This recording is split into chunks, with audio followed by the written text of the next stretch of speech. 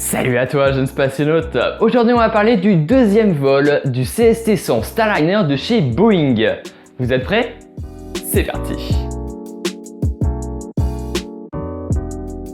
En septembre 2014, la NASA sélectionne Boeing et SpaceX pour remplacer le Soyouz russe qui transporte les astronautes vers l'ISS. Et oui, de 1998 à 2011, c'est la navette spatiale qui transportait les astronautes de la NASA. Cette dernière les a retirés des pas de tir à cause de leur coût astronomique, mais aussi de leur dangerosité, comme on a pu le voir avec la catastrophe de Challenger en 1986, mais aussi avec la catastrophe de Columbia en 2002.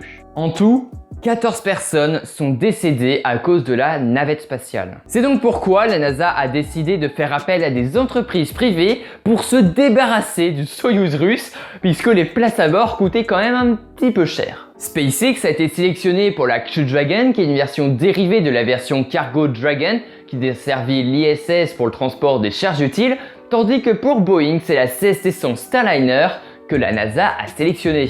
Le développement du Starliner commence donc véritablement en 2014 et après un vol de test réussi pour la capsule de SpaceX, c'est au tour de la capsule de Boeing de faire ses preuves en décembre de la même année.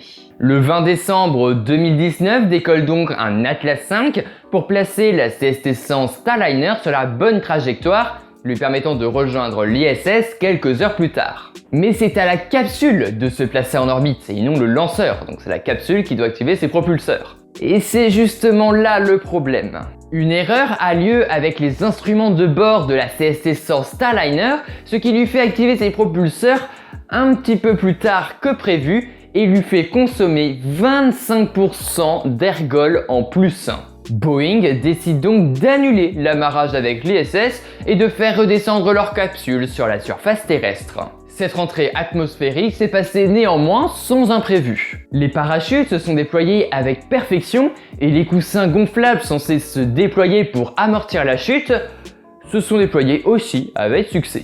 Mais bon, toujours étant dit que l'objectif d'amarrage à l'ISS n'a pas été accompli. Ainsi, le jour où un équipage embarquera à bord de la capsule de Boeing, qui nous dit qu'il n'y aura pas un problème avec l'amarrage à l'ISS? Bah, ça sert à ça le vol de test, sauf qu'il n'a pas vraiment été abouti quoi. C'est pour cela que Boeing et la NASA ont décidé de faire un deuxième vol de test qui devrait se dérouler vers la fin d'année pour voir si les problèmes lors du vol de test OTF-1 ont bien été résolus et si l'amarrage à l'ISS va se passer correctement. Si ce deuxième vol est un succès, la CST-100 Starliner pourra faire son vol de test habité qui embarquera Michael Finke, Christopher Vergunson et Nicole Mann. Je vous rappelle tout de même que SpaceX a une avance considérable sur Boeing puisque sa capsule Crew Dragon a effectué son vol inhabité en mars 2019 avec succès et dernièrement, le 30 mai dernier, on a pu assister au vol habité de la Crew Dragon.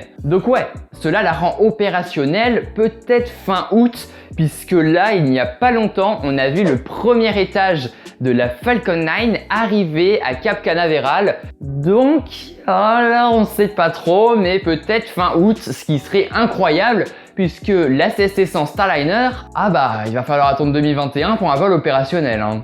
À ce stade-là, oui. Et voilà, c'est déjà terminé pour cette vidéo. Si elle t'a plu et si tu veux me soutenir, il faut vraiment s'abonner, mettre un pouce bleu et mettre un commentaire. C'est super important pour l'algorithme de YouTube pour qu'il me référence. Et sur ce, nous on se retrouve à la prochaine. C'était la ref. Allez, à plus.